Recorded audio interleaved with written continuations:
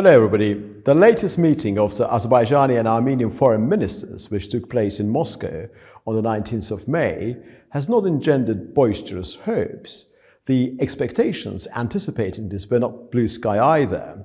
Firstly, it is generally perceived that when there is a degree of dynamism in the Brussels-Washington platform, Moscow feels an inexorable urge to be seen as active, initiating meetings for the sake of keeping an appearance of being a central mediator, despite having no real intention of attaining progress, and actually seeking to derail the train leading to peace. Secondly, in the context of the meetings between the chief diplomats of Azerbaijan and Armenia, undertaken under the aegis of Russian mediation, a peace treaty element has usually not been very explicit, the main focus being the delimitation and demarcation of the interstate border and the unblocking of communications. These misgivings remain relevant. However, the present context, shaped by the installation of the border checkpoint by Azerbaijan at the entrance to the Lachun Road and the constructive atmosphere engendered by the recent four-day Washington talks by the Azerbaijani and Armenian foreign ministers in early May, and the convocation of President Ilham Aliyev and Prime Minister Nikol Pashinyan via the good offices of EU Council President Charles Michel on the 14th of May, offer a more positive outlook. Russia wants to maintain its centrality, does not want its sway over the negotiations to falter, and could still act as a self-serving spoiler. But what is also true is that to remain relevant, Moscow needs to be receptive to developments taking place under the aegis of Western mediation. One method would be the incorporation of what was agreed in Brussels on the 14th of May into some form of a signed statement in Moscow, as was the case back in October 2022, where the principle of mutual recognition of sovereignty and territorial integrity declared in Prague early in the month was later reconfirmed in Sochi after the trilateral meeting of the Azerbaijani, Armenian and Russian leaders. On the 19th of May, the chief diplomats of Azerbaijan and Armenia discussed an agreement on peace and establishment of interstate relations, alongside delimitation of the interstate border and the unblocking of communications. The likely probability is that the question as to what those talks have or will spawn will be clarified on the 25th of May, when President Aliyev, Prime Minister Pashinyan and President Putin will meet in Moscow. Hopes are rife that on the 25th of May, the parties will reiterate the commitment to the Almaty Declaration and the respective territorial integrity of Armenia, covering 29.8 thousand square kilometers, and that of Azerbaijan amounting to 86.6 thousand square kilometers. If this key and vital point is not confirmed in Moscow, the Kremlin's mediatory efforts will look backwards, obsolete, insufferably beleaguered, and even more self-serving. In terms of the Karabakh component of the wider peace agenda, Russia has to date been hell-bent on placing emphasis on the indispensability of the so-called Russian peacekeepers currently temporarily stationed in the region, lacking any appetite to give impetus to dialogue between Baku and the Armenian population of the area, thereby demonstrating a complete disinterest in the removal of the remnants of the illegal Armenian armed forces in line with Article 4 of the 2020 tripartite statement. The two-track negotiations and the separation of the interstate Baku-Yerevan domain from the integration of the Armenians residing in Karabakh into wider Azerbaijani society as an internal process has been integral to the latest negotiations in the West.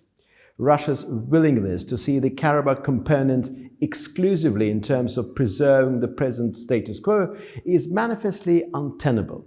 Therefore, it is not unthinkable that after the meeting of the leaders in Moscow on the 25th of May, we will belatedly see some signs of Russian readjustment. In terms of the delimitation and demarcation of the interstate border, the final solution is undoubtedly going to be based on the Almaty Declaration, within the general framework of which the parties will need to strive to achieve an accord on the basis of Soviet-era maps and the facts on the ground. There have undeniably been some positional changes within the undelimited zone along the border, and this must be reflected. Russia has a role to play here. The perusal of Soviet maps, which are actually a collection of conflicting reference points with topographic and general staff sources differing will form part of the process and require some Russian cooperation. There is also a bilateral commission created pursuant to the 26 November 2021 trilateral statement on the delimitation and subsequent demarcation of the interstate border, which does consider Russian consultation. This also gives Moscow some leverage. However, the process is ultimately bilateral, and the requirement for Russian mediation is largely contrived, mostly propagated by the Kremlin itself. In this way, it is likely that Moscow will try to convince the parties on the suitability of the deployment of the mission of the Collective Security Treaty Organization along the border, on the Armenian side, of course. It is also interesting to predict how the question pertaining to control over the Zangazur route will pan out in Moscow on the 25th of May. The logic of the negotiations in Brussels firmly favors the principle of sovereignty over communication routes, calling upon the experience of the World Customs Organization. By installing the border checkpoint at the entrance to the Lachun Road, Baku has sent a clear message to Yerevan that the latter should be encouraged to install its own border checkpoints at both ends of the Zangazur Corridor. Nevertheless, the regime of the route is shrouded in uncertainty. Russia is unwilling to relinquish its exclusivity, namely the prescribed control over the road, as envisaged in Article 9 of the 10 November 2020 tripartite statement. It is possible, although by no means certain, that some fluid formula entailing a joint Russian-Armenian arrangement could be developed in the interim, with Yerevan eventually assuming full control. In some ways, the question as to the regime of the Zangazur Corridor, traversing southern Armenia, has become a point of contention between Russia and Armenia, with Baku displaying signs of being content with any arrangement irrespective of the party exercising control over the road. Ensconced in a comfortable and self-serving perch as the so-called conflict manager between Azerbaijan and Armenia for too long, Russia is now facing a relevance and reality test. It has already displayed some signs of compromising on its self-anointed exclusivity on the Azerbaijani-Armenian peace process. If, in the context of the peace treaty negotiations, Russia is conscious of accommodating the results arising from the Brussels and Washington platforms, in relation to border delimitation and unblocking of communications, it has been adamantly protective of its mediatory framework to date. Moscow's outlook on Western efforts has been a patchwork of indignation and reluctant acquiescence.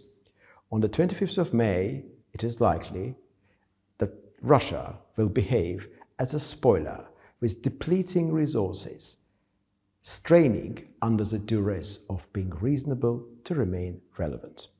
Thank you very much.